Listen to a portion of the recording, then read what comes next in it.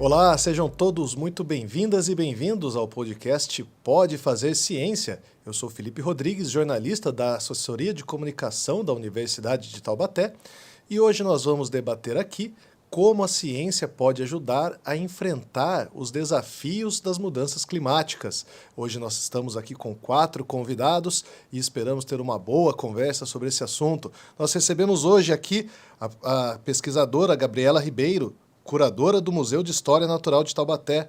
Muito bem-vinda. Obrigada, eu agradeço o convite. Boa tarde a todos. Nós recebemos aqui também o professor doutor Ademir Morelli, ele que foi quem trouxe aqui para a Universidade de Taubaté a parceria com a plataforma UrbVerde, que a gente vai falar bastante sobre isso hoje. Muito bem-vindo, professor. Obrigado. Também temos aqui o professor doutor Ademir Pereira dos Santos, que faz trabalhos muito importantes junto às cidades e traz bastante essa questão das mudanças climáticas. Muito bem-vindo, professor. Muito obrigado, é um prazer estar aqui. Também temos a honra de receber aqui a mestre Giovana de Camilo Xavier, em Planejamento e Desenvolvimento Regional. Muito obrigado pela sua presença. Boa tarde, Felipe. Boa tarde a todos os ouvintes. Eu que agradeço o convite. Então é isso, a gente vai começar aqui a nossa conversa. Eu queria começar já, a gente falou sobre a plataforma UrbVerde, né, que é quem traz um outro olhar para essa questão do enfrentamento às mudanças climáticas. E eu gostaria, professor Morelli, que o senhor explicasse para a gente o que é essa plataforma e como é o trabalho da Universidade de Taubaté junto a ela.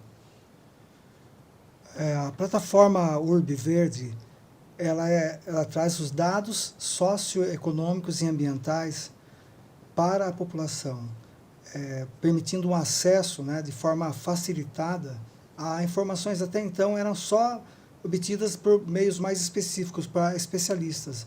Então, ela democratiza a informação e hoje a informação para a questão das mudanças climáticas, principalmente, ela é fundamental para a adaptação e para mitigar também os efeitos, né? E a gente tem aqui a recente titulada mestre no Planejamento e Desenvolvimento Regional. Giovana, você usou essa plataforma para medir qualidade de vida, né? Como que foi esse trabalho e que conclusões que foi possível chegar com relação a essa questão de mudanças climáticas, aquecimento, já que hoje as cidades também vivem, a cidade tem uma temperatura média, mas existem regiões que são mais frias e outras que a gente pôde ver pela plataforma, que são ilhas de calor. O que você notou a partir dessa pesquisa? Então, a minha pesquisa é embasada primeiro na percepção dos estudantes de arquitetura da Unital. O propósito era entender mesmo como que os indivíduos aqui de Taubaté percebiam a cidade como um todo. A plataforma foi utilizada como uma metodologia da minha pesquisa. Por meio dela, foi constatado que a gente tem em Taubaté atualmente uma ilha de calor, principalmente nas áreas mais urbanas, mais centrais de Taubaté, tendo uma amplitude térmica, então uma diferença entre a parte mais quente e mais fria de 9 graus. Isso é muito grande em relação à nossa sensação térmica, no nosso dia a dia. E aí isso foi feito um comparativo com uma entrevista com os alunos. Então, o que eles sentiam das regiões mais quentes, por que eles sentiam isso. Então, a gente conseguiu constatar, de fato, que algumas ruas aqui de Taubaté, por exemplo, a Avenida Independência, é muito mais quente do que, por exemplo, a Avenida John Kennedy, e elas são paralelas. E a diferença entre elas é a arborização. Então, a gente entender a importância dessa arborização. E aí a plataforma UrbVerde também traz consigo essa questão dessa cobertura vegetal das cidades. Então, não é só a ilha de calor, mas também tem outros dados que auxiliam a gente a entender melhor os impactos do homem no meio urbano. E um dos objetivos nossos aqui no Pode Fazer Ciência é sempre mostrar como é que a ciência impacta na comunidade. E é para isso que a gente está contando aqui com a presença da Graziela Ribeiro. Primeiro contextualizando, né, os alunos de arquitetura estão fazendo um trabalho, eles estão fazendo projetos de restauro não só do Museu de História Natural, mas ali daquela região. E um dos objetivos é tornar aquela região melhor preparada para o enfrentamento aos desafios climáticos. E a senhora tem colaborado bastante nessa conversa, porque ali é uma região, uma das regiões que, como a Giovana falou, são muito quentes, né? O que você tem notado nas conversas com os alunos de arquitetura da importância de restaurar não só o Museu de Ciência Natural, mas aquela região, falando em atrair mais pessoas, em interesse da comunidade? Olha, essa parceria do museu com o curso de arquitetura, ela iniciou agora, então a gente está caminhando, então já foram dados os primeiros passos, os alunos foram visitar o museu, fizeram uma visita na exposição, nós conversamos sobre quais seriam as estruturas mais adequadas para conservar o acervo, para manter o visitante com qualidade durante a visitação e a conversa ainda tá caminhando, né? Iniciou e está indo bem. Mas nós temos, você disse do bairro, né? Que nós temos um problema ali no bairro e realmente não só de ser uma região muito quente, mas também nós temos problemas ali com água, com enchentes. Então, são problemas ambientais diversos, com calor, com excesso de água, com dificuldade de vazão dessa água. E os alunos, eles vão propor assim, um prédio adequado, melhor refrigerado, né, com uma melhor circulação de ar. E isso é bom tanto, né, para a qualidade ali da visitação, tanto também para o acervo que fica armazenado, para a curadoria do acervo.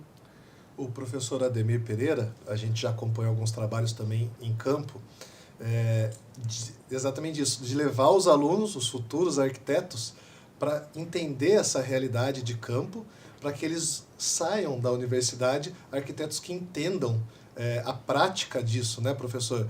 E, além dessa questão, no parque, na região do Museu de História Natural, também tem um trabalho em Tremembé, que está sendo desenvolvido nesses moldes. Professor, eu gostaria que o senhor falasse o que você pede para os alunos, você e os outros professores de arquitetura, porque são disciplinas integradas, o que você pede para os alunos quando vai pedir esse projeto? O que é importante ter pensando em enfrentar desafios climáticos? Perfeitamente. As aulas de campo, enfim, tem o contato e a própria sala de aula ser a cidade e espaços como os museus, e principalmente o espaço lá de Tremembé, que é a mina Nossa Senhora da Guia, que é de onde veio parte considerável das descobertas do criador do Museu de História Natural de Taubaté, e ele que descobriu lá em Tremembé, né, os fósseis, assim como a própria Graziella, que é de Tremembé, e que também tem descobertas e um trabalho importantíssimo no Museu de História Natural.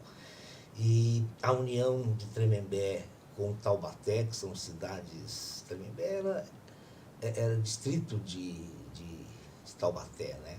São cidades que compartilham um acervo valiosíssimo em termos de história paleontológica. Esse trabalho feito pelo criador do museu, mestre Herculano, né? Herculano Alvarenga. Herculano Alvarenga é um nome memorável na ciência e na cidade de Taubaté. A obra dele é esse acervo, e a mina de Tremembé, a mina Nossa Senhora da Guia, já faz parte da história de Taubaté desde o início da urbanização. De lá vinha o xisto, que o Visconde de Tremembé, avô do Monteiro Lobato, constituiu uma empresa que iluminou Taubaté. Taubaté é uma das primeiras cidades a serem iluminadas devido a essa mina de xisto de Tremembé. E essa mina de xisto, ela não é só uma mina de xisto, é um dos maiores e mais importantes sítios fossilíferos para pesquisas paleontológicas. É uma janela, e a Graziella pode falar com muito maior propriedade, é uma janela de 23 milhões de anos que conta a história do lago e das vidas, seja da fauna, seja da flora, que habitavam esse lago que deu origem ao Rio Paraíba. O Rio Paraíba era uma grande represa inicialmente, foi rompida num certo momento e tornou-se um rio.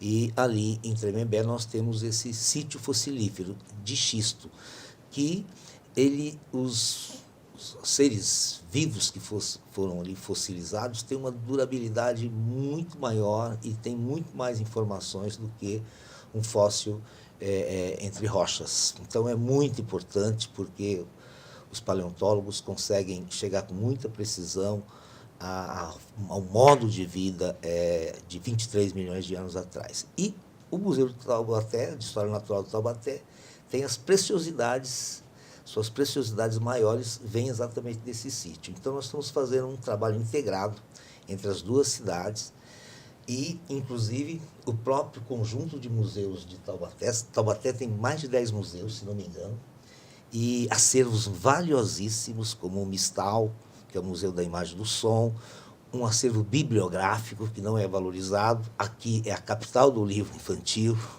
A gente não tem um espaço dedicado à leitura, não temos uma rede de bibliotecas que deveria existir, né, junto às escolas.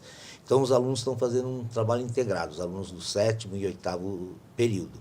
Eles estão fazendo uma proposta de preservação e valorização desse sítio fossilífero em Tremembé, fazendo uma proposta para a reestruturação daquela região e do próprio Museu de História Natural de Taubaté, e ainda escolhendo um bem tombado de Taubaté para sediar um desses acervos que estão lá muito mal aclimatados, muito mal conservados e principalmente disposto para a sociedade usufruir, né? Então, é natural que a gente use os patrimônios tombados, e são muitos em Taubaté, muito mais adequados do que aqueles edifícios.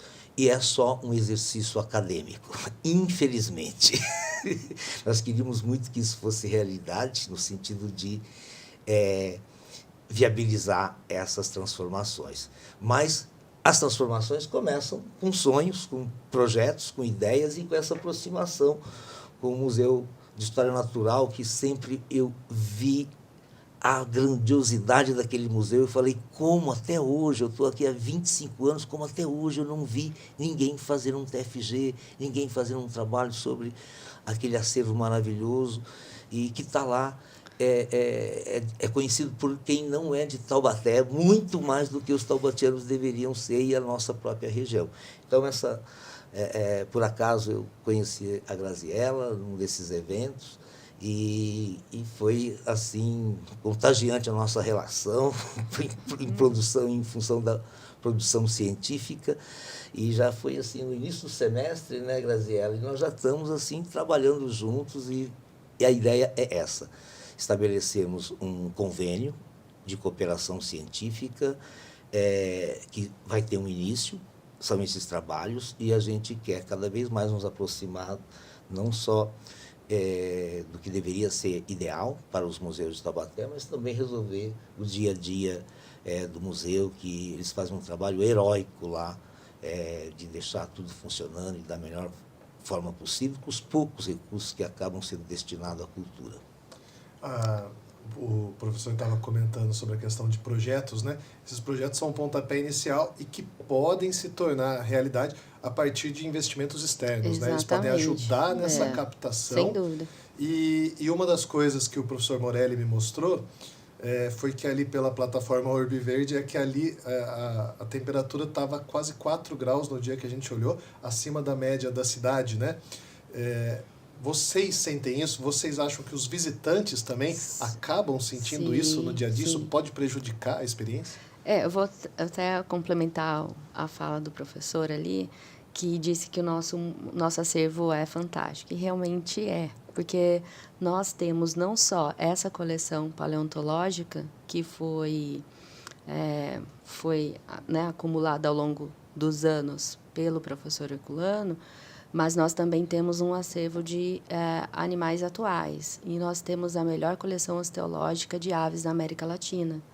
Então, o nosso prédio realmente precisa ser um prédio adequado para acomodar essa coleção. E nós temos muito material guardado, muito material na reserva técnica que não está exposto, que o visitante não tem acesso porque a gente não tem espaço. Então, esse sonho de ter um museu adequado, amplo, grande, com grandes proporções, ele seria vamos dizer assim, um dos melhores museus do Brasil, porque nós temos acervo para isso. A gente só precisa de um prédio adequado. E essa proximidade com a universidade, esse contato com o departamento de arquitetura, ele coloca para a gente esse sonho novamente, porque esse sonho estava um pouquinho guardado, de ter um prédio, de ter essa ampliação do museu, de ter um prédio adequado. Então, com essa ideia dos alunos pegarem esse tema, olhar para o museu, olhar para o acervo e tentar, né, trabalhar e desenvolver algo em cima disso, isso dá um pouquinho de ânimo para a gente tentar buscar esse investimento futuro e tentar usar isso e aplicar realmente isso que vai ser desenvolvido pelos estudantes. A questão que a gente estava conversando, né, de trazer a ciência para a prática. Professor Morelli, quando o senhor me mostrou a plataforma ali no museu, além da temperatura, tinha outros pontos que o senhor foi pontuando para mim. Olha, precisa disso, precisa disso. E isso são coisas que são passadas para os alunos, né? O que ali pela plataforma Urbiverde, o que ela consegue mostrar para que, já que, como a Giovana comentou, é um conhecimento acessível, né? As pessoas também que estão assistindo a esse podcast, elas saibam que elas podem usar essa plataforma para ver a vizinhança dela, pode ver outras regiões, o que está acessível ali e que pode ajudar as pessoas a terem mais consciência no combate às mudanças climáticas. Então, a plataforma, ela hoje abrange, né, todas as cidades brasileiras. Então, ela traz informação, né, principalmente, né, de áreas verdes, a vegetação que existe na área urbana, que você tem terrenos que são terrenos particulares, né, que são outras áreas que não são praças e áreas verdes. Então, dá para medir isso e o efeito que essa vegetação ela vai ter na qualidade de vida urbana. Então, esse é um dos dados. Tem também, como nós já falamos, a de temperatura, né, que tem temperatura, e uma base de dados que vem desde 2016, né, e atualmente está em 2021, mas está se processando para ter os dados mais atuais. É um volume muito grande de dados, envolve, né, mais de 50 pesquisadores de diferentes universidades, e a Unital ela coopera, né, na área de, principalmente áreas verdes, né, na área de produtos, principalmente quando se fala que esses produtos são para formulação de políticas públicas, então os gestores públicos vão atender, né? E também produtos voltados para a educação e voltados também para a educação climática, principalmente, que é uma área que ainda precisa ser muito difundida, dada até a emergência, né, das mudanças climáticas. Então, futuramente, né, ainda vamos contar com dados de hidrologia. Então, além da temperatura, as áreas quentes do município, né, locais têm que ser evitados, ou feito, né, modificações ali, né, desejáveis. Também tem áreas que são inundáveis, áreas sujeitas a deslizamento, escorregamento. Então, com essas informações, as pessoas vão poder se informar adequadamente, tomarem medidas, né, os gestores tomarem medidas, e as pessoas, elas, no caso, se protegerem, né? Tem locais na cidade que são alagáveis, então ele vai ter um mapa dessas áreas alagáveis. Então ela já sabe, numa ocasião de chuvas intensas, onde que ela pode se locomover com mais segurança. Então, isso é muito importante. E existe também uma questão interessante, que a plataforma não são somente dados de satélite e somente dados também censitários. Ela também se alimenta de dados das próprias prefeituras, das universidades, que podem alimentar essa plataforma também. A ideia é que a cada cidade, né, que seja parceira do projeto, ela também possa enviar os dados, e esses dados, eles não só vão validar os dados que são obtidos de imagens de sensoriamento remoto, né, precisa ter uma validação para ver se estão sendo fidedignos com a realidade local, mas também, como é muito importante, complementando informações. Olha, vocês pegaram informação por imagem satélite, nós pegamos aqui em campo com termômetros mesmo, comprovando que há, né, ou não, se há discordância. Então, para nós é muito importante. Isso é um conceito chamado de ciência cidadã também, que as pessoas, né, elas têm que estar em envolvimento, ver que a ciência está na vida delas, no dia a dia delas, né? E isso é fundamental. E no caso da área do museu, lá que nós estamos fazendo, né, até é uma questão importante, deixar toda a região ali valorizada, né, porque você tem um museu, vários museus ali, é uma área importantíssima para a cidade, e a ideia da plataforma, ela mostra, né, que precisa ter uma qualificação urbana, porque não é só tratar contra vamos nos adaptar e ter assim, uma cidade mais resiliente. Ela precisa ser qualificada para ter mais qualidade ambiental e de vida também para as pessoas. Então, a gente não pode esquecer disso, né? Isso é fundamental. Então, sempre, né, tem um pouco mais de informações por exemplo, áreas verdes por habitante. Então, isso é muito importante ter, mas a plataforma vai além. Ela quer saber onde estão essas áreas verdes e quem são esses habitantes, né? Que classe social que eles são, né? Então, se há racismo ambiental. Então, isso é importante para mostrar essas desigualdades que ocorrem na cidade e direcionar também esforços, né, políticas públicas para tentar corrigi-las, né? E essa reestruturação das áreas verdes, elas também precisam ser bem planejadas, né? Porque não é qualquer árvore que é plantada numa área urbana, né? São árvores específicas, são árvores que, né, que não vão atrapalhar os fios, a dinâmica. Exatamente. Então, é importante mesmo que os alunos, né, essa parte acadêmica, né, essa parte de estudo da vegetação, né? A plataforma é mais voltada para o diagnóstico, né, a saber avaliar a situação atual de uma área, e também para o monitoramento, né, como que está sendo. Então, se for, por exemplo, implementada políticas públicas, dá para avaliar, olha, ela está sendo eficiente, essa política pública. Então, é muito importante isso, que permite que verificar se algumas políticas públicas estão indo para o caminho adequado. Então, ela é muito importante nesse sentido, né?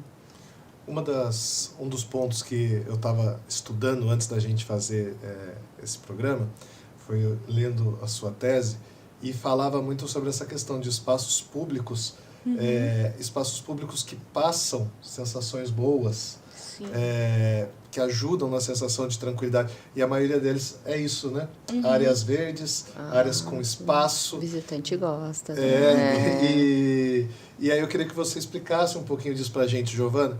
O que você conseguiu concluir a partir dessa pesquisa e o que é importante que tenha uma área verde para que passe bem-estar às pessoas, né? A gente está falando de bem-estar na população e um bem-estar gratuito. Sim. A ideia inicial do mestrado veio junto com as viagens pedagógicas que a gente fazia pela arquitetura. E aí, em cada cidade, eu tive uma sensação diferente. Então, no Rio de Janeiro, era uma sensação de quente e insegurança. Já em Curitiba, como era mais arborizado, eu percebia que era um clima mais ameno, mais gostoso. Tinha uma sensação de pertencimento da cidade. E aí, levando isso para o meu professor e tal, a gente foi debater sobre qual é a importância do espaço público num município, dentro de uma cidade. Estudos já apontam que se você reside a 2 quilômetros de uma praça, de um parque, a chance de você ter uma doença cardiovascular reduz em 50%.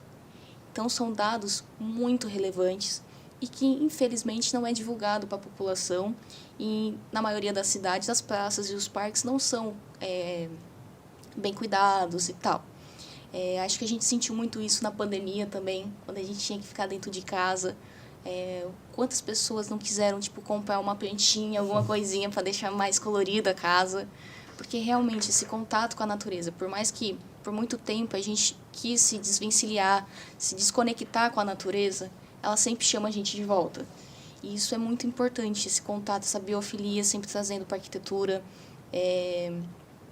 Junto da minha pesquisa, eu fiz a entrevista sobre as sensações que elas sentiam, as emoções que eles sentiam em cada região de Taubaté. Então, eu falava uma emoção e eles citavam um local. E foi notório, quando eu falava a questão de felicidade, todos apontavam um parque ou uma praça. Então, era por uma questão de lembrança, então, um piquenique com a família, um momento onde eles podiam se desconectar da correria, do estresse e poder, então, curtir a cidade, ter um momento mais de calma. Então, isso influencia muito no nosso dia a dia e que, infelizmente, pela correria, a gente não percebe isso. E isso, até agora já puxando para a questão do museu, uma das coisas que o professor Ademir falou para a gente é a questão de ter áreas verdes ali e, às vezes, realmente, o museu ser perto de um parque, o parque ser integrado ao Sim. museu, porque aí você consegue esse bem-estar que a Giovana falou, aliado à cultura, Sim, né? e o visitante gosta da área verde, né? As escolas fazem a visitação na exposição e depois eles gostam de estender a toalha, fazer um piquenique com os alunos, os pais fazem a visitação no final de semana e sentam para tomar um café e as crianças brincam na grama. Então, essa conexão com a natureza, ela é essencial, principalmente na primeira infância, principalmente a criança está descobrindo, Sim, os né? sentidos, Ela precisa botar o pé na terra, ela precisa abraçar a árvore, ela precisa ter esse contato com a natureza. E esse espaço verde próximo ao museu, ele pode ser utilizado nas oficinas de educação ambiental. A gente precisa ter, né, as áreas verdes também, porque o museu ele tem essa missão, ele tem essa função de trabalhar, né, o Museu de História Natural em si, não só as questões paleontológicas, mas ambientais, do meio ambiente em geral. Então, ele engloba biologia, geologia, climatologia, então são assuntos diversos, até porque o planeta Terra, a gente conta a história do planeta e da vida que se desenvolveu no planeta, e o planeta passou por várias modificações climáticas e que o homem não estava presente, e em tão pouco tempo aqui, né, nós vemos na evolução da vida no planeta que nós somos moradores recentes aqui na Terra e a gente já conseguiu causar um estrago já tão grande em tão pouco tempo. Então, tratar dessas questões ambientais e do impacto das ações humanas no planeta é muito importante. Então, o museu ele aborda esses temas, ele fala sobre isso. E as áreas verdes no entorno também são importantes porque a gente fala também de vegetação local, a gente fala da Mata Atlântica, a gente fala de quais são a fauna e flora da nossa região. Então, a gente trabalha muito as questões regionais, não só a valorização da paleontologia regional, mas também da fauna e da flora daqui da nossa região. E, professora Ademir, o senhor trabalha bastante com essa questão, né? Qual que é a grande dificuldade de conseguir arborizar uma região urbana? Porque tá brigando ali com casa, com carro, é difícil também isso, né? Pois é, inclusive a proposta que estamos trabalhando para aquela região é de renaturalizar aquele córrego, ali tem um córrego canalizado, e lá para a gente vai ser um modelo do que Taubaté deveria fazer em todos os córregos, todas as bacias. É comum em Taubaté, quando há uma forte chuva, culpar a própria chuva pelo que foi feito, né? Se canalizou os córregos e, obviamente, uma hora esses canais vão estar superados, porque todo mundo vai impermeabilizando o seu lote, a gente vai impermeabilizando a cidade, construindo cada vez mais, vai tornar obsoleto essa canalização. Então, fatalmente, todos os córregos canalizados, uma hora, vão ruir.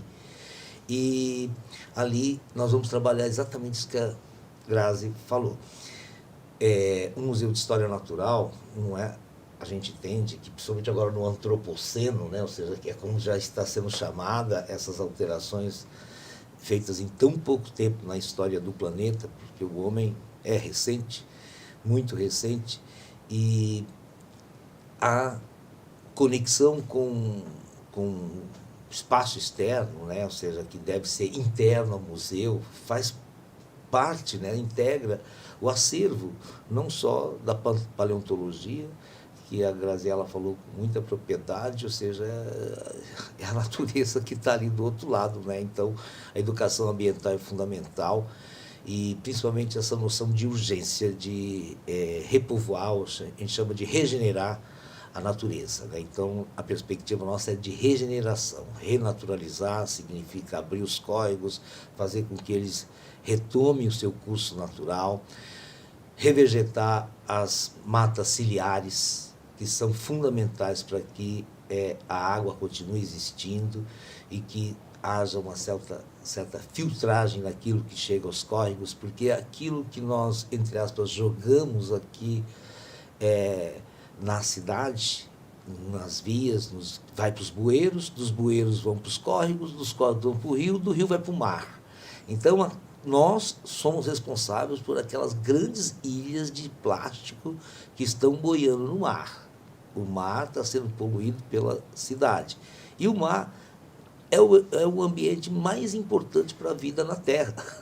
É de lá que vem os ventos, é de lá que vem praticamente tudo, inclusive o oxigênio, ou seja, e os corais, né? Ou seja, são os mais importantes na captura do gás carbônico, enfim.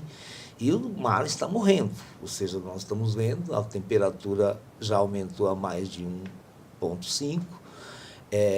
Isso se imaginava daqui a 6 anos, praticamente, ou seja, 2030, já foi antecipado, então as coisas vão se tornar cada vez mais rigorosas. Não se fala mais de mudança climática, nem de clima, de crise climática, se trata de catástrofe climática. Esse foi o termo utilizado no início desse ano pelo secretário-geral da ONU. Estamos breakdown, ou seja, catástrofe climática. É o ponto de não retorno. Não que tem, falar, exatamente. Né? Então as coisas só estão começando e nós já sentimos, né, a violência das catástrofes. A gente tem que tratar como catástrofe. Talvez a gente tome consciência do que se trata. Então, essa ação pedagógica, os estudantes que estão fazendo esse exercício, com certeza nunca vão se esquecer dessa experiência, por menos importante que seja, não podemos esperar, são alunos que nunca fizeram um projeto tão complexo pode como sair uma coisa perfeita, não pode... O importante não é o projeto final, mas o processo. Muitos não tinham noção do que era um museu de história natural e nem sabia que em Taubaté tinha essa preciosidade, esse acervo. Eles ficaram assim, embasbacados com a importância, com a grandiosidade do acervo e com a dificuldade de expor aquele acervo maravilhoso. Realmente falta espaço, né? E um espaço qualificado, preparado para receber, que faça uso do próprio entorno, né? O projeto não tinha, quando foi feito, não tinha essa consciência que hoje nós temos, né? E da necessidade de integrarmos os espaços, principalmente os espaços de função pedagógica, que tem uma importância muito grande na educação, serem espaços integrados ao próprio entorno onde eles estão. Então, para a gente está sendo um exercício muito interessante nesse sentido, que o próprio processo dos alunos saberem dos museus, terem consciência da história dos edifícios, da cidade, né, saberem que existe uma forma de contar a história, que é a paleontologia, muito mais ampla do que a escala histórica que a gente trabalha, geralmente, história da arte, história da cidade, de 3.000 anos. 3.000 anos para paleontologia é ontem, é um segundo, é menos de um segundo, né? Então, isso é muito importante na formação do cidadão, né? A perspectiva hoje é tornar o cidadão ele produzir a ciência. Por isso que a plataforma Rubro Verde, e não só ela, mas existe um grande esforço de vincular a ciência à cidadania, né? E a cidadania nunca foi tão carente da dimensão ecológica, né? Realmente, Infelizmente, nós vamos ter consciência quando os nossos idosos começarem a perecer, as nossas crianças, que são as mais vulneráveis, que já estão sofrendo, aqueles que têm comorbidade, que serão, infelizmente, os primeiros a serem afetados pela crise, ou melhor, pela catástrofe climática, né? E isso vai ser muito doloroso. E, infelizmente, nós estamos pagando muito caro por esses aprendizados. E tomara que a gente consiga formar novos cidadãos, novos profissionais, novos cientistas, capazes de usar a técnica no sentido de acelerar essa regeneração, não é? Então, a importância maior disso é, obviamente, integrarmos municipalidade, universidade e formarmos os profissionais do futuro. Isso que você falou, professor, é muito importante, a questão de formar os profissionais do futuro, porque as cidades, como elas vão ser, serão desenhadas por esses profissionais, né? E aí, quando a gente fala de um museu, tomara que surja um projeto muito bom e que a Graziella consiga os recursos para que o museu não vire só passado, ele também ensine sobre presente, né? Eu acho que um museu resiliente, um museu com uma área verde, poderia ser isso, né? Poderia também, além de ensinar passado, ensinar presente, né? Na Ser um local verdade, inspirador. conhecendo o passado, a gente consegue entender o presente e cuidar do futuro, né? Porque o passado conta muito pra gente, conta muita coisa. Por isso que história não é passado. História é a consciência do presente, já vendo o que pode acontecer, né? Exatamente. Gente, muito obrigado pelo papo. A gente está chegando ao final aqui do nosso Pode Fazer Ciência. Eu gostaria de agradecer muito a presença de vocês. Passou voando a nossa conversa. A gente conseguiu trazer aqui a importância da gente ter ciência, a importância da gente levar a ciência para as comunidades e também um uso prático aqui. Eu gostaria muito de agradecer a senhora Graziella. Muito obrigado por ter vindo aqui conversar com a gente. Eu que agradeço o convite. Obrigada a todos. Professor Morelli, muito obrigado por ter participado com a gente e por ter apresentado também uma plataforma que eu espero que as pessoas que assistam aqui tenham curiosidade de mexer no Urb Verde. Como o senhor mesmo falou, é gratuito, é democrático, né? E é importante que as pessoas tenham essa conscientização e consigam ver de forma fácil como a região deles está diante da catástrofe climática que o professor pontuou também. Muito obrigado, viu, professor? Eu que agradeço o convite e a oportunidade de divulgar, né, a ciência, a plataforma, né? E é importante também entender que isso está na vida da pessoa, está na vivência dela, né? Tanto que quando a pessoa entra na plataforma, ela dá um zoom na área da pessoa, para ela ver, olha, como que está a minha casa. Ela pede a localização e já dá.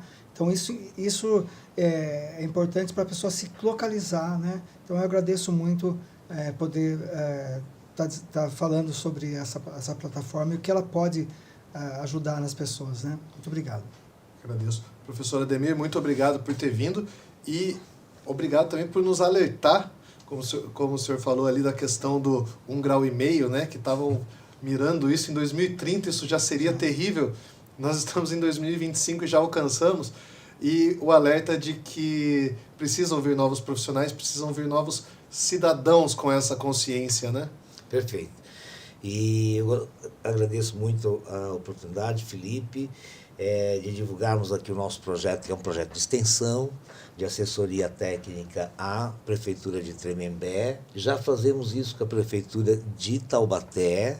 Nós trabalhamos aí o Centro de Estudos em Planejamento e Desenvolvimento Urbano, e agora já estamos mirando um dos produtos aí do nosso trabalho, vai ser um convênio com o museu, no sentido de estabelecermos uma assessoria, de trabalharmos não só eles serem nossos objetos de estudos, mas a gente também poder assessorá-los naquilo que for possível aos estudantes de arquitetura, que podem inclusive aprender e muito resolvendo os problemas cotidianos lá do museu. Antes de eu agradecer a Giovana, queria aproveitar também Graziela, passa para a gente, por favor, para quem está assistindo e quer conhecer o museu, não conhece, qual que é o endereço, horário de funcionamento, telefone para caso queira tirar dúvidas, Instagram do museu. Tá, ok. O museu fica na Rua Juvenal Dias de Carvalho, no bairro Jardim do Sol, é bem próximo à Rodoviária Nova, fica ao lado do Arquivo Histórico, do Museu Histórico, e nosso horário de funcionamento é de terça a domingo. Durante a semana, de terça a sexta, abrimos às 9h30 e fechamos às 17 horas. E aos finais de semana, a abertura é às 11 horas. O Instagram do museu, se eu não me engano, é @mhnt.museu. E nosso WhatsApp é o melhor meio, a melhor forma de comunicação, que é o telefone 3631-2928. Tá? Perfeito, muito obrigado. A visitação ela é gratuita? Ou tem uma... Tem um custo, o valor é de R$15 por pessoa, essa é a meia entrada. E os estudantes, nós recebemos também com mediação, daí tem um valor diferenciado. E os estudantes da rede pública municipal, eles não pagam com visitas agendadas com os professores, com as turmas. Tá? Perfeito. E, Giovana, muito obrigado por ter vindo. E a gente falou aqui tantos profissionais do futuro preocupados com isso, né? Pelo seu mestrado, a gente já pôde notar que essa é uma preocupação que você vai levar para a carreira, né? Sim, pretendo não parar por aqui. Um doutorado vem aí, continuando essa pesquisa, essa linha de pensamento. Por ser profissionais do futuro, eu foquei agora no mestrado nos arquitetos, mas tenho a pretensão de partir para a população geral, para entender como que os taubatianos, de fato, entendem a sua cidade. E que a ciência continue trazendo mais dados reveladores e que possam ajudar a gente a caminhar nessa direção. Bom, a gente vai encerrando por aqui mais um Pode Fazer Ciência. Pode Fazer Ciência, que é um podcast da Unital, veiculado quinzenalmente às quartas-feiras. Você pode nos acompanhar no YouTube mais Unital e também no Spotify. Muito obrigado e até o próximo Pode Fazer Ciência.